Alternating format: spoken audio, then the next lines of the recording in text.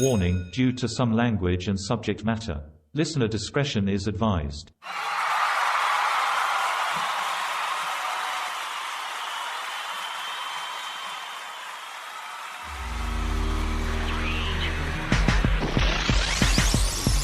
English novelist George Eliot has a quote that says, "It's never too late to be what you might have been." This is a theme that seems to seamlessly flow throughout this episode.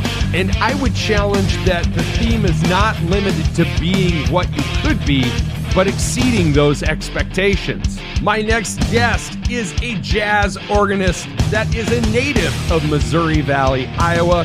You may have seen him around Omaha, Nebraska, and other Midwestern cities, playing with projects like Trio 29, The Nines, or the J.R. Robinson Experience. I am very proud to welcome my friend Mitch Towne to the show, and like a good record, I think you will enjoy this listen. Ladies and gentlemen, this is Caught on the Mic.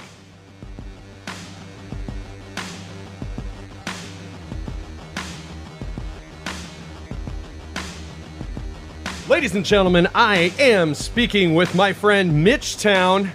Not only is he a fine organist, but he is an aficionado breaking down Nickelback songs for you to hear his analysis. Yeah. On YouTube. How you doing, man? I'm good. How are you, Mike? Good, brother. Good. What's That's going funny. on? Well, I tell you what, I guarantee, knowing your podcast, that I'm the least athletic person you've ever had on your show. So, I'm proud to be in that company. I don't know. I don't know. Dude. No, trust me. Trust me. The only sport that I went out for in high school was golf, because you could eat and drink while you actually did the meet. There was no running involved. There were no laps. So, yeah, believe me, I'm kind of an indoor cat, as they say. There's no PTs or those in the from the military knows that as physical tests involved to be on this show. So okay, I think good. We'll both be okay, because I'm a little bit more out of shape than I normally am, but we're getting there. Yeah. So you were in New York the first week of May, weren't you? Just last week, actually. Yes, I was out there doing a show at a club in Brooklyn with a couple of, super fantastic musicians there, and then I brought them back here to Omaha. The reason the three of us got hooked up, it's a drummer named Eric Halverson and an amazing keyboard player named Henry Hay. Eric is actually from my hometown of Missouri Valley, Iowa, which, believe it or not, the little town of like 3,500 people in Iowa actually cranked out a few musicians there in a certain time period. And Henry Hay is a pianist who's actually from Sioux City originally. And he is a major New York cat. He's been the musical director for David Bowie and Rod Stewart and George Michael. He's an amazingly heavy cat. And the two of us were just talking a few months ago, and he said, "You ever want to do a piano and organ thing?" And I was like, "Absolutely." So we hooked up a few shows, and so did a couple like hometown shows here, and then went out and played in New York, or vice versa time frame anyway. So yeah, it was a pretty great experience to play with a guy like that. You want to talk about being brought down to earth a little bit, because you can start feeling good about yourself, which you should as a musician or as whatever you do. Then you get somebody at a different level, and it's like, okay, yeah, I got some work to do still. Yeah. It's great, actually. Iron sharpens iron environment, I'm sure, for you. Absolutely. So how I first got to know you as a musician was, probably 20 years ago. You were in a project called The Nines, and you guys are doing a reunion gig here before too long. Yeah, we were back then, we were somewhat of an anachronism. We were, a funk band in the late 90s when that was not the thing. We were either I think we were too late or too early, you know what I mean, for whatever style of niche band we were, because that was at the time when rap rock was a big thing, so we would do these shows at the Ranch Bowl. For Omaha listeners, they'll know exactly what that place was about, and we did not fit, but it was a great band, and it was what I wanted to do and what I was really into, and it was a really fun band that we had a good reputation around here, and that was a good time. You guys almost had residency at Travato's and the Music Box. We did, yeah. That was a really good time. Great musicians. We're still real close, Yeah. And they're, those are guys that I've played with a considerable amount of my career. So we all know each other really well. And that's a special thing. As far as the mainstream marketing, as I'm holding up air quotes, with a band like the Nines, you talked about the timing, whether you might have been too early or too late. Yeah. Because you think about it, 2002, Maroon 5 kind of blows up. Right. But even they didn't hold on to that style of music for very long before, pop culture took a hold and shaped them.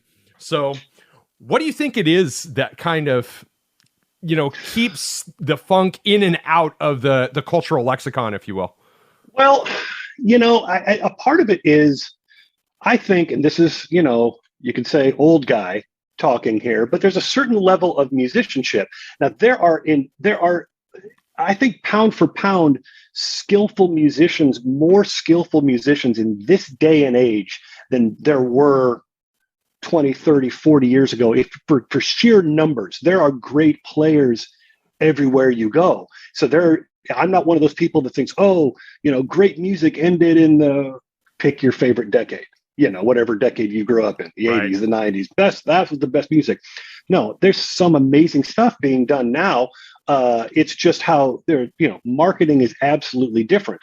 If you go back to, the 80s, for instance, and you look at what was on pop radio then, it was literally a dartboard, man. It was like they threw everything against the wall, and some stuff stuck and some didn't. So you'd have, you could listen to the radio and hear Dexys Midnight Runners into Prince, into Springsteen, into Journey, into Madonna. Into Duran Duran, into Asia. Everything was fair game. They threw everything out there. Now radio is so homogenous, and not only homogenous within a genre, but within even the radio stations, because they're all programmed out of the same place. So you're getting the same stuff no matter where you go. I think back in the more freewheeling days of radio, when things were locally owned, you'd have a station that played some different stuff, and you'd have a station in LA that spun certain things, and now it's all the same. And there's just such a formula, and you see that in movies. You see that in it's not just music. I think you see that in literature. It's like whatever sold before is going to sell now, and that was always the case before. But now it's just really, I think they've got it down to such a science that it's really hard for anything fresh to break out into mainstream. But all you got to do is dig a little bit. To the contrary, we have YouTube. So whatever you're into, if you're into folk klezmer music, you're going to find that. Right. You're going to find your group of people, and you're going to have that. So there's kind of there's two sides of it. There's more stuff out there than we could ever be able to find. The hard thing is just finding it, or having certain things promoted a certain way. And I'm a jazz musician. So I don't even know what I'm talking about. I mostly play jazz, but Yeah. So anyway. But I totally agree with you on that. It's so weird because it's almost from a business perspective, you can take a step back, and the industry hasn't fully embraced what's working yet. They're still trying to fix what isn't broken. And you hit it. I was going to bring up the YouTube thing exactly. I find most of my new music off YouTube more than anything else. Sure. I just shut off the radio, and occasionally I'll find some stuff from streaming, but it really makes you wonder, and it's all hypothetical. Like, if the industry wouldn't have leaned into streaming and the online content 20 years earlier, would we be in a different place having a different conversation right now? Right. Well, music is no longer really a viable career. You're not going to make it in music anymore because the money's not there anymore. I think the record companies missed the boat when it came to streaming. Napster got ahead of them. Apple jumped in there. I'm not saying anything wrong with Apple, but I'm just saying musicians are just, it's not going to be a real living anymore unless I don't know. I don't even know how you do that. Really, but it's just a different world than it was 20 or 30 years ago when it comes to a band making it. Oh, we're going to get signed, like the Boston song, sign the record company contract. We got great expectations. Even back then, it was still a business, but there was a possibility that musicians were going to make some money because they sold some records. The only way for a musician to make money, a popular musician to make money now, is on the road. Yeah, is exactly. Doing tours. That's where they make their money. It's not on the record. I make that same analogy. Whether you like his music or not, in the mid 90s, Dave Matthews, whenever he signed his record deal, he's like, I don't care about getting the royalties off the actual product itself. I want more of the tour dollars. And he made himself millions doing that. That was genius. And the record companies caught on and started doing those 360 deals. Yep. So then they get a piece of everything. They figured out that, we can't have the musicians making too much money. We need to take a piece of that too. Yeah. Absolutely. Primary instrument is the organ. I play keyboards, but I focus on the Hammond organ a bit because it's it's a specialty instrument. Yeah. And a lot of people, I think they don't realize they know what the Hammond. People are like, you play the organ. What's, in church, But the Hammond organ is one of the probably 4 major keyboard instruments in all of pop, rock, soul, jazz, gospel. Piano, organ, synthesizer, and maybe electric piano. Those are the 4. So you've heard the organ your entire life, no matter what style of music you've heard. There was something about it. Like I said earlier, I come from a small farming community in Iowa, so there wasn't, we didn't have a music program that pushed, there were some good musicians that came out of Missouri Valley, and I was influenced by them. And they got me, those older guys, when I was like in junior high and like a freshman in high school, they were the ones that were turning me on to some music that you weren't hearing on the radio or that you didn't know existed.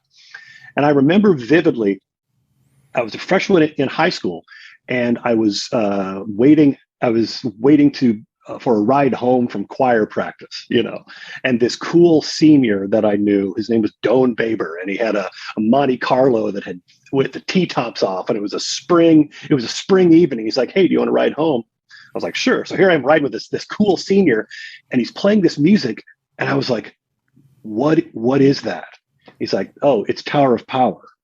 Yeah. And I was just like, this is the greatest thing I've ever heard in my life. I mean, little white boy from Iowa hearing that music was like in me somewhere. And I was just like, that's the funkiest thing I've ever heard. I just felt cool listening to it.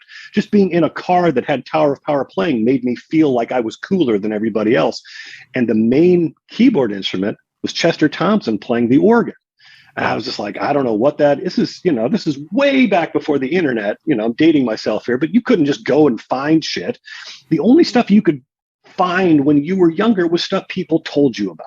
Mm-hmm. I come from an era where if someone didn't say, hey, check out Yes, or check out Emerson, Lake and Palmer, or check out Tower of Power, I didn't know it existed. I only had what was on the radio. Right. It was on Z92 or whatever, maybe you'd hear something like, oh, that's cool. What's that? But you couldn't find it. I didn't really know anything about jazz till I got to college because nobody in Missouri Valley told me who Charlie Parker was or John Coltrane, right, or Monk or Bill Evans, or I could go on and on. But I got into through Tower of Power, and then some of these older guys turned me on to Yes and Emerson, Lake and Palmer and Styx and that kind of more progressive stuff. So obviously, Mike, I was the coolest kid in school, driving around listening to that shit. Everybody, I'm cranking Emerson, Lake and Palmer, and everyone's looking at me like, what's wrong with you? But the thread between a lot of those groups is the organ. There was something about the organ. I was a piano player. I played keyboard. I took, piano lessons as a kid, and I had a really great teacher who taught me music theory and everything. But there was something about the organ, even though I never put my hands on one or knew how to do anything with it. I tried to find a synthesizer that had a sound sort of like that. But so then I went to college, and I really started studying jazz. I went to the University of Iowa, and they had a really great music program. They still do now. It's a great school. And I studied jazz and stuff. I'm kind of getting around. I'm kind of giving you the background of how I ended up to where I am now, if that's okay. Right. Oh, absolutely. So, so it's sort of a journey. I studied music, and I was going to move to New York because that's what everybody's supposed to do when you're a jazz musician, But I will. And it's funny that I just got back from there. But I'll be straight up honest with you. I visited there when I was in college to take some lessons and to visit my friend Eric, who had moved there from my hometown. I hated the city. I didn't like it. It wasn't for me. And I was sort of like an existential crisis for a young 21-year-old kid. I was like, well, this is what I thought I was going to do with my life, but I don't really want to be here, you know? So I ended up staying around the area. I joined some really good bands, and I toured the country a bit with a really great horn band called the Jailbreakers. And we did a lot of like funk and Tower of Power and James Brown stuff. And we played Western United States and played Vegas a bunch, you know, and I really kind of learned what I don't want to do. That's kind of what you spend a lot of your young life doing. If you're halfway aware, is finding what you don't want to do. Sometimes people fall into exactly what they want to do when they're young, and I applaud them and I envy them. But I think a lot of us kind of just stumble from thing to thing, finding out what we do and don't want to do. And what I didn't want to do was play in a band that just did a bunch of covers. You know, it's like, nah, it's just not my. We're going to do this better than James Brown did. So why are, you know, there's a ceiling to that, you know? So I decided I'm just going to play original music, and that's what led me to the Nines. And I played with those guys for a long time. So we get around to the 2000s, and I got married, and I had a stepson that I was raising. And so we're getting into my 30s there. And that's when I hit that wall that I think a lot of musicians and athletes and anybody from any field, that when you get into, life gets in the way. Yeah. And I just I never gave up the dream, so to speak, air quotes, but you know, I was dealing with learning how to be married, you know, working a full-time job, raising a son, and music was still a thing, but it just kind of started to fall away. And I was really dealing with that, I think, emotionally and personally, like not wanting to admit that things weren't the way I wish they were, and not knowing really what to do to change that. Right. And so that takes us up through that first part of the century. You know, we hit the 2010s or so. My wife had some serious health issues, so I was dealing with that. And, you know, music had just taken a back seat, and I hated that. And I didn't want to like look in the mirror and admit that, but I knew it was true. Mm-hmm. And so we get around to, actually, it's really interesting that we're talking about this in May of 2022. Good Lord. Because in May of 2012, it's like I'm marking this month as 10 years from when I really decided to get serious again. Yeah. And what led to that was I was an organ player by then, but I was also playing piano. I played, which I still do. I play all the keys, you know, but there was a really fabulous musician who lived in Omaha for a little while. He's a trombone player. His name was Marcus Lewis. Marcus Lewis is one of the most talented musicians, composers I've ever known. And he got I knew him because he was in Omaha, and he got his master's at UNO. And I knew him when he was here. And after he left UNO, he ended up touring the world with Janelle Monáe. You know, wow. She's one of the top R&B artists, right? And he moved to New York and was doing all that. Well, he came back at Christmas time in 2011. I saw him. I was like, hey, it's great to see you. You know, he's one of the sweetest guys in the world. I was like, man, I would love to do some playing with you sometime. And he said, oh, well, I'm putting out a record in a couple months, and I want to do a release show in Omaha in May. And wanted to know if you'd want to play on it. I'm like, absolutely, that'd be great. So a couple months later, he sends the music. And Mike, I got it. There's jazz, and then there's like modern stuff. I mean, there's, you know, splang-a-dang, you know, standards and that kind of stuff, which is fabulous. But then there's just like newer 21st century modern jazz that is just on another level harmonically and rhythmically. And it was the hardest. I mean, I pulled this music up on like, oh my God, like this is the hardest stuff I've ever had to try to play. You know, I was just like, it was really intimidating. But I thought, you know what? I'm going to buckle down. I'm going to woodshed this as much as I can, because I'd really kind of fallen into this, what I call, and every city has this, your local good. You know, every city's got their local guys that are good. And especially, you know, the bigger city you get, the better those guys are. You know, your local Minneapolis musicians are killer, or your local Chicago musicians. But you get a city like Omaha or Denver or places like that, you know, your local guys are good, but they're local good. Does that make sense? And I'm not absolutely. It's not a disrespect thing, but it's I realized that I was becoming local good, and I didn't want to be that. I would rather. I make that same analogy about songwriters. Like, it's like there's a difference between a good songwriter and a good musician. Yes. They could be two totally different things. Yeah, they are two totally different things. There's a difference between a good performer and a good musician. Right. There are people in bands that are great performers that aren't aren't great necessarily musicians. But there was this whole local thing, and all of a sudden, by playing with Marcus, I was dipping my toe in not local good. You know, there was no call for this kind of music around here. I hadn't played this kind of music because nobody was writing this kind of music around here, and I wasn't really exposed to it. And so Marcus was also bringing this really incredible young prodigy saxophone player with him named Adam Larson. So it was going to be Marcus and Adam, trombone and sax, a fabulous drummer from Omaha who moved to New York, he's one of my guiding stars, a good old friend of mine named Dana Murray, who's a monster drummer who lives back here now. He's the real Oracle of Omaha, by the way. Everyone talks about Buffett. Dana is the Oracle of Omaha because ever since he came back to Omaha, so many young musicians have studied with him and gone off to done amazing things. Well, anyway, and so I shed as much as I could for this gig, and I made it through it was in May of 2012, and I made it through the gig. There were no train wrecks. I played okay. I maybe played better than I had my whole life just because I was so prepared for that. But it was just like I made it through.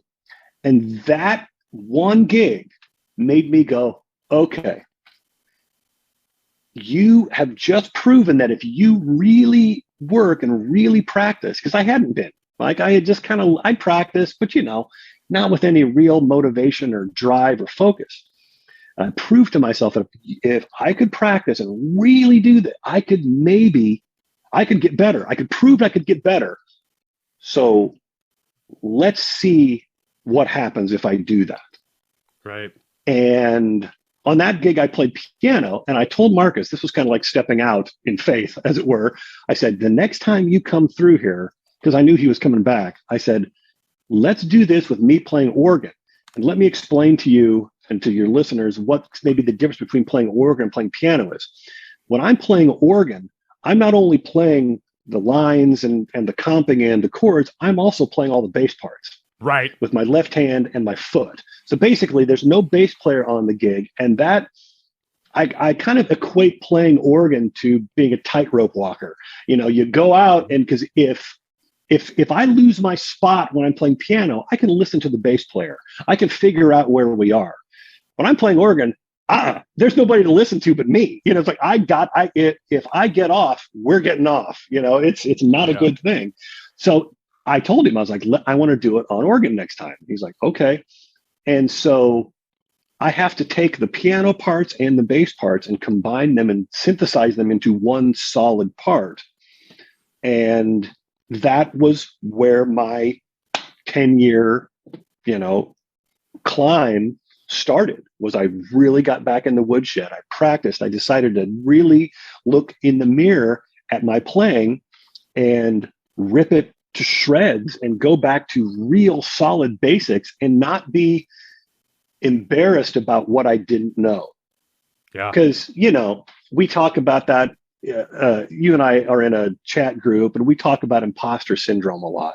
Yes. And that's a big, you talk about imposter syndrome. I was the poster child for that. It's like every time I played well and somebody thought I played well, I was like, well, I fooled them, because I knew everything that I didn't know. Yeah.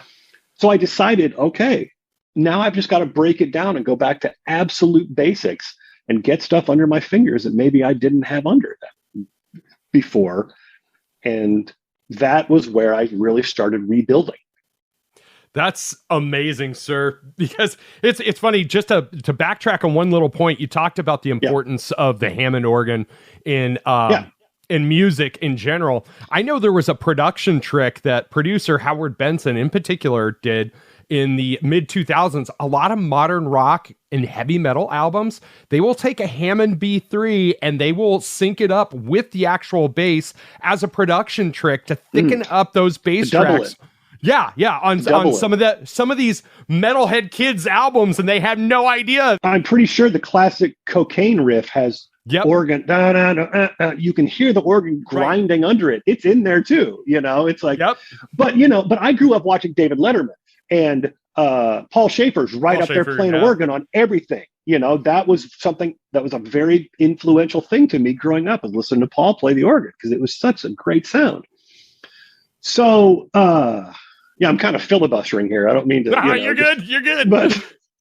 But so in that 10 years, and there's another real important piece coming up within that 10 years. But in that time, it's like I decided, okay, I want to start to expand, regionally.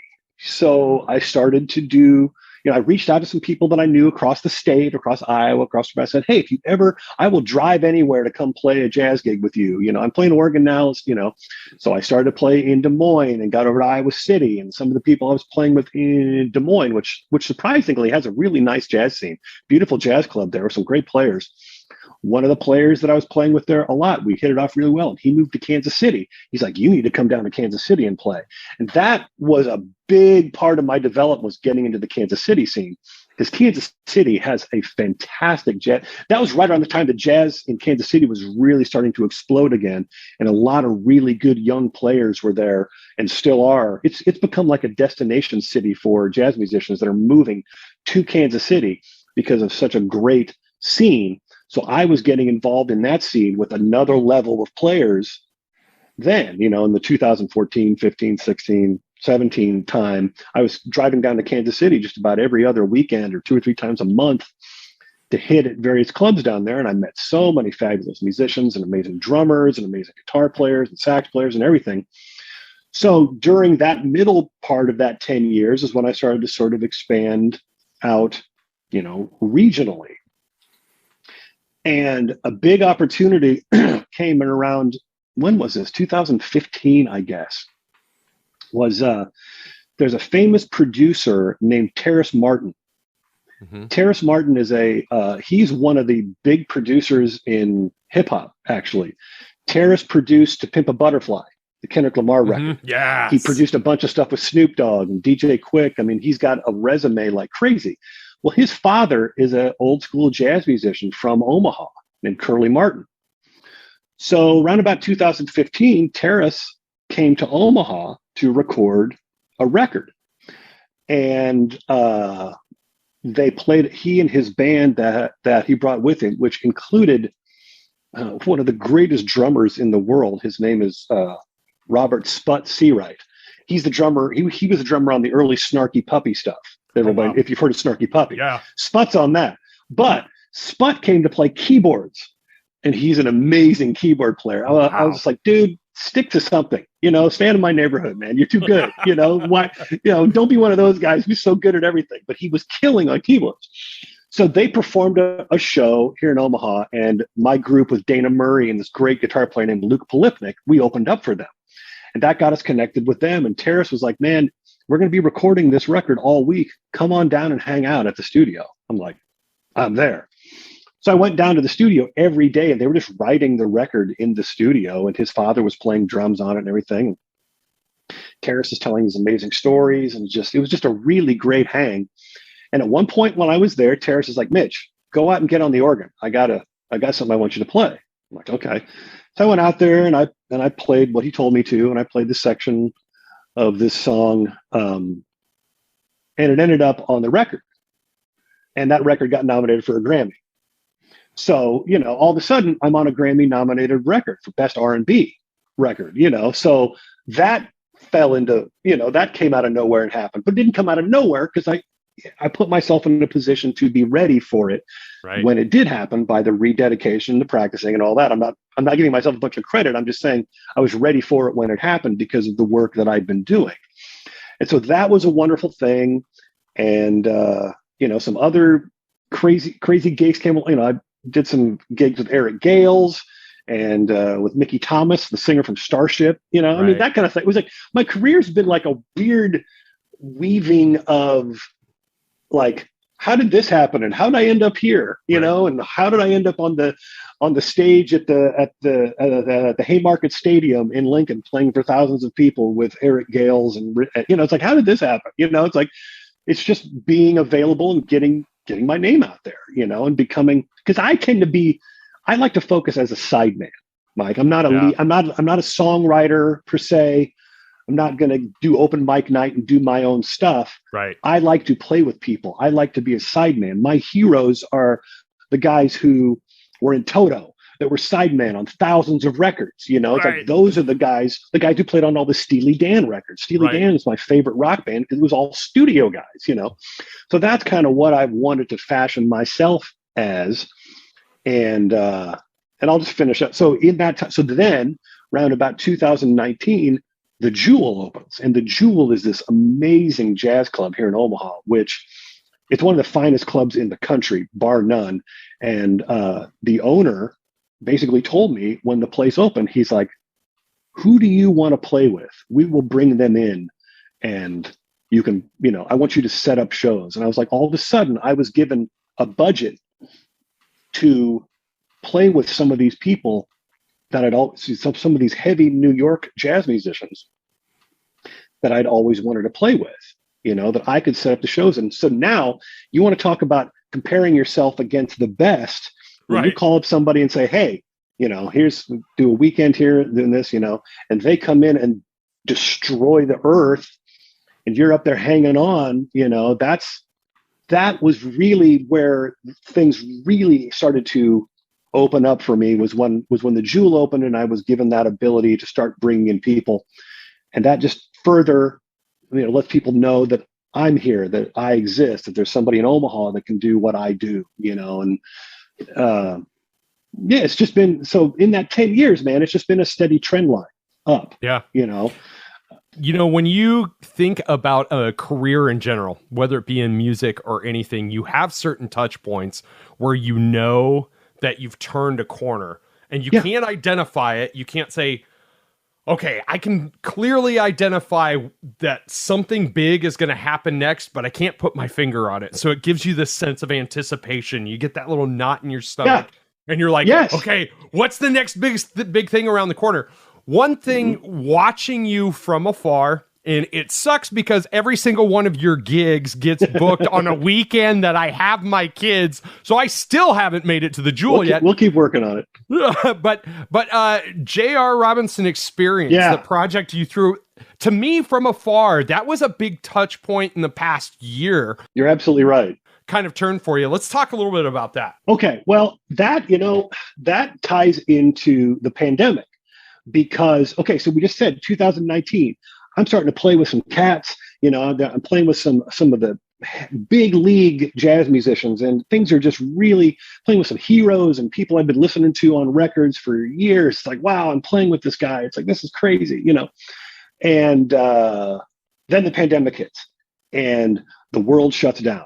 And, something that I learned about myself during that time is that I am driven to like I said before, I'm not a solo artist. I'm just not that person. But what motivates me to get in the woodshed, what motivates me to practice, is knowing that there are things coming that I have to be ready for. I love having really hard music for a gig in a couple months. So then I'm going to shed that music and get that stuff under my fingers and be ready. So when that artist comes to town, I got their shit on lock. Right. And because that's a way of me respecting them. I respect them enough to work on their stuff and be ready with it.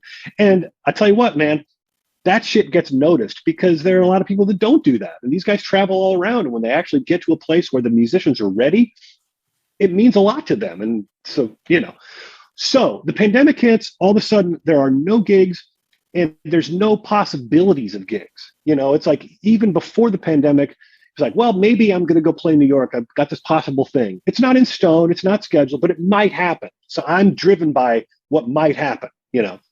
So there are no more mights. Everything is, locked up. And I thought, okay, well, I'm going to try to be one of those people that now it's like, okay, I got all this time. I'm just going to shed and practice and work on all this stuff. Well, that lasted a couple weeks. Then I'm just playing golf on my phone. I watched The Last Dance twice. It's like, Right. it's like I was depressed. And so many musicians, it really helped to see Facebook posts by big time musicians that I admire who are like, if you're depressed and not working and not shedding, everybody's like that. Don't worry. We're all feeling that way. The artist I just played with, Henry Hay, this amazing keyboard player, he made a post like that midway through pandemic. And it meant a lot to me just to read that guys like that were feeling the same way.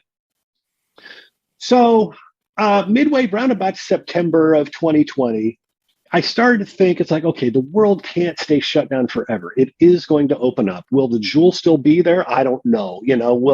What's it going to look like? Who knows? But I started to think, okay, what do I want to be doing? What do I want to have coming up? It's like, if now's the time to think about that stuff. So now, flashback to about 2017 or 18, I had met, there was this drummer named J.R. Robinson. That name is maybe not a household name, but I guarantee you that everybody listening to your podcast knows his playing, because he's one of the most recorded drummers of all time. If you've ever heard a little tune called Rock With You by Michael Jackson, that's him on drums. That's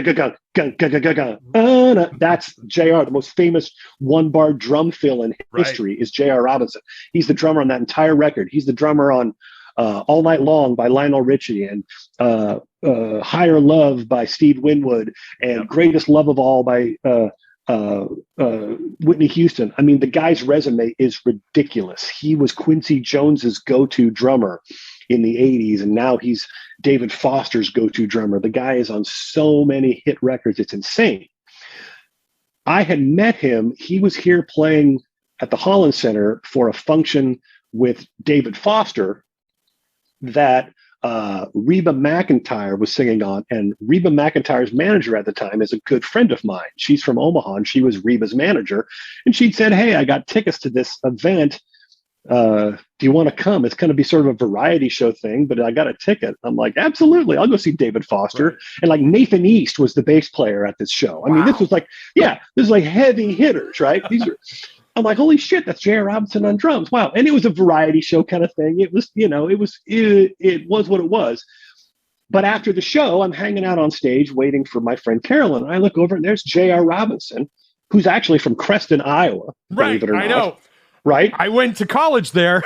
Yeah. He's from Creston, Iowa. The one with the most recorded drummers of all time is from Creston, Iowa. He's over there kind of tearing down the drum kit. And I walked over and I said, J.R. Robinson. And he's like, you know who I am? I'm like, hell yes, I know who you are. We just had a nice conversation, real nice guy. And he gave me his business card. Why? I don't know, just because he was being friendly. What am I ever going to call J.R. Robinson for, right? He's one of the cats, right? Okay, so fast forward to 2020. I'm watching the Quincy Jones documentary on Netflix. Well, JR's in it. I'm like, oh, wow, hey, that's J.R. Robinson. I've been using his card as a bookmark for 3 years. Whenever I read a book, I got J.R. Robinson's card. I'm like, oh, wow, J.R. Robinson. Yeah, cool. And so then I watched the David Foster documentary. J.R. Robinson's in the David Foster documentary. I'm like, I wonder, since he's got local ties, I wonder if I tried to, this idea just evolved in my head. What if I tried to put together a tribute to J.R. Robinson, featuring J.R. Robinson, and do it at the Jewel? And I could put together a band, because there are some killer musicians around here that can hang. Mm-hmm. And I knew the perfect singer, because J.R. was in Rufus with Shaka Khan, play with Whitney. It's like you got to have somebody who can cut that shit, right? And I knew Allison Nash, the perfect singer for that. So I thought, what's the worst this guy can say? I've got his contact information. What's the worst this guy can say? No, or he can never respond to me. So I wrote up an email pitch, and I said, hey, you don't remember meeting me, but this is how I got your information. I met you in Omaha.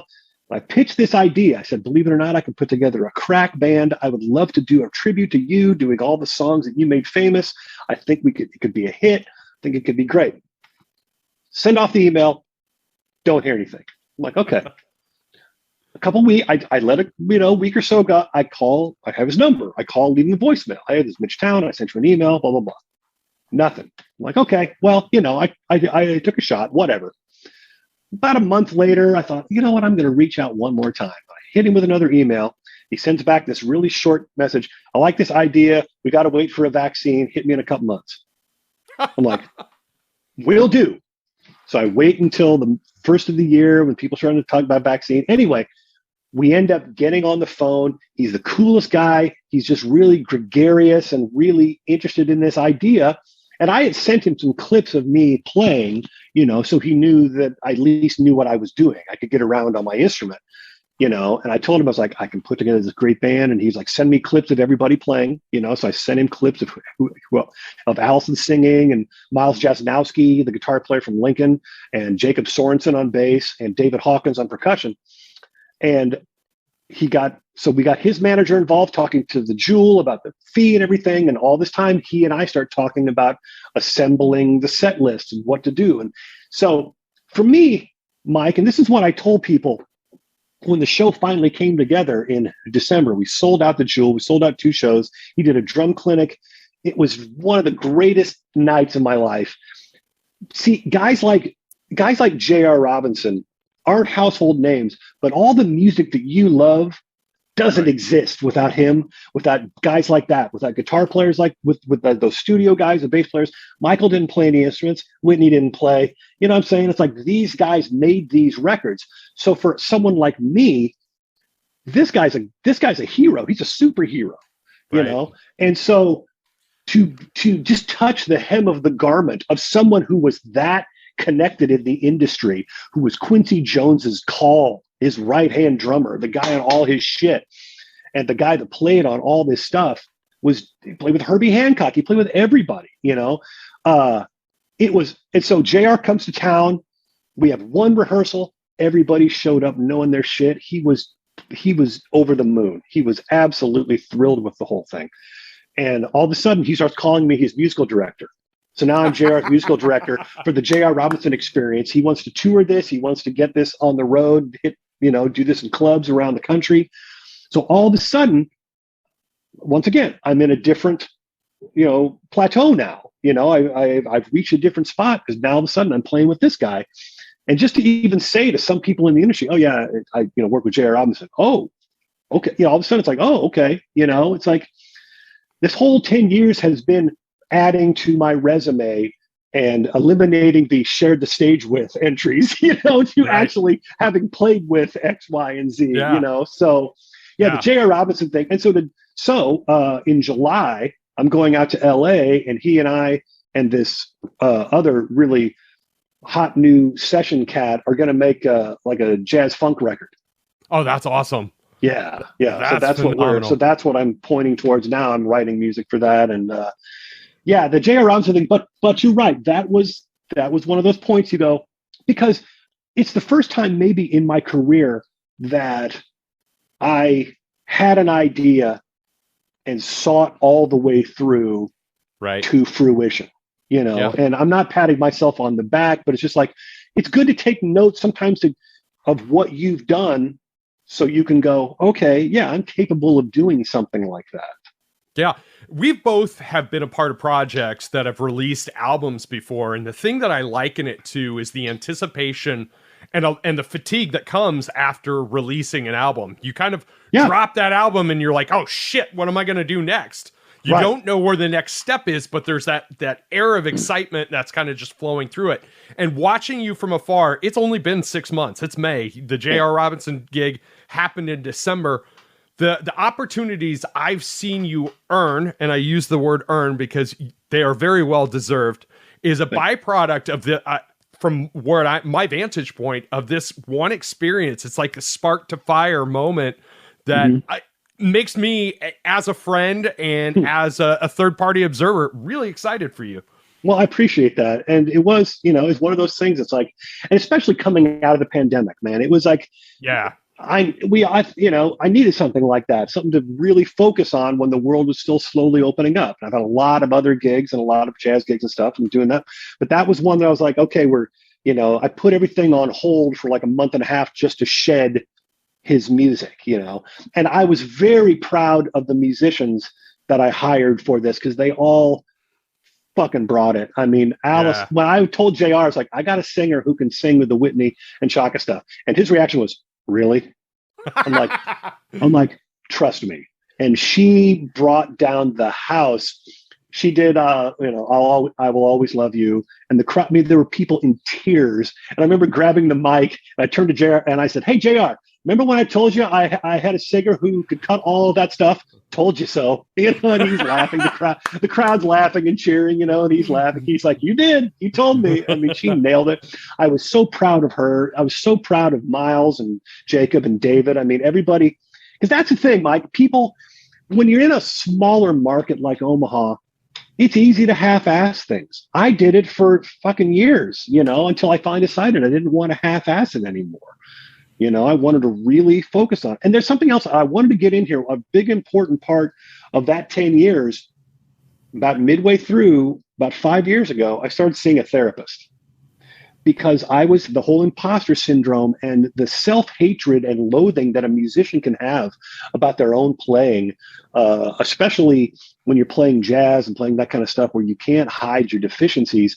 And no matter, it's like, I finally saw a therapist because my wife encouraged me to. And I'm like, what's a therapist going to tell me? Because I'm one of those people that I feel like I know my own bullshit. Yeah. I know when I'm bullshitting. So it's like, well, if I know when I'm bullshitting, it's like, what's she going to tell me? I know I'm full of shit when it comes to X, Y, and Z. But man, she dug stuff out of there that had absolutely changed my ability to just enjoy what I'm doing and not just hate myself, Yeah. And that sounds dramatic, but that really is sort of what it is. You hear yourself play, you're like, oh God, this is the worst thing I've ever heard. Turn it off. You hate yourself, and it's the ability to make a mistake and keep going. Because I will hear my favorite musicians, people I worship, you can hear when they make a mistake. Like I'll be hearing a solo. It's like, oh, he didn't mean to do that. And then he goes on and just destroys the next 4 minutes. How I couldn't figure out, because I'd make a mistake and I'd be like, 12 bars ahead, still thinking about the mistake that happened 12 bars ago. Right. Well, she really helped release that and get that out. I mean, a lot of what's happened within that subsequent 5 years has been a direct result of having somebody help me dig out some of those things. I'm a firm believer if you can find, how do you find a good therapist? Well, that's something that's hard to answer. You can't just search good therapist, but if you can find one, man, they're worth their weight in gold. It's clearly paying off, my friend. This has been amazing. I'm so glad to know you. I'm so glad to call you a friend. Same here. Your story is excellent. I hope everybody that's listened to this takes a little bit something from it. Go follow Mitch. Look up Trio 29 on Facebook. Give them a follow. Mm-hmm. Give the Nines a follow on Facebook. Give the Jewel a follow on Facebook. Pay attention to upcoming shows if you're from the Omaha area or within driving distance. Go check out a show at the Jewel, because honestly, Omaha didn't have something like that just a few years ago. Dude, in my entire time here, it's never had something like the Jewel. Right, right. And it's something I've always wanted. Shit, I'm remarried now, but when I was a single guy, that's probably where I would have been hanging out. I'd have seen you there all the time.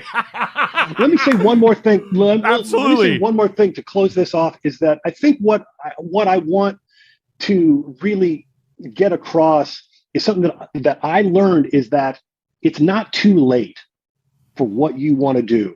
It's like, I was in my 40s when I really decided to get serious. And there's people in their teens that play better than I do and to destroy. But it took me, my journey was to get to a point where I had to go, okay, I'm going to, as our friend John says, bet on yourself. I decided I'm going to bet on myself and see if I can get better. And it's not too late. I mean, if you're in your 40s and you want to play in the NBA, that's probably too late. But, there are a lot of things in your life that aren't too late to really pursue, and you don't know where it's going to lead to. I didn't know that it was going to lead to me 10 years later going and playing in New York and then going to record in LA. I mean, that was a pipe dream. That shit was not possible then. But I decided I'm going to see what happens. And here we are, I got plenty of ways to go too, but we all do. We all do. We got a whole life ahead of us. Right. Man, thank you very much. The world's a better place with you in it, my friend. Thanks, Mike. I appreciate it. I once again want to thank my friend Mitch for joining me on the show today. If you are not giving him a follow on social media, please do so right now. Follow his projects, Trio 29, The Nines. Follow The Jewel.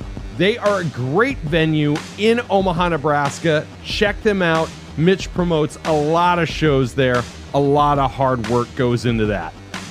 Make sure you are giving Caught on the Mic a follow on all forms of social media, Instagram, TikTok, Facebook, Twitter, wherever you can. You can also visit me at www.caughtonthemic.com. I always appreciate the 5-star review on the Apple Podcast app, and now Spotify has a review option as well. Give me 5 stars there. This has been Caught on the Mic with Michael Clark. I'm Michael Clark. Until next time, thank you.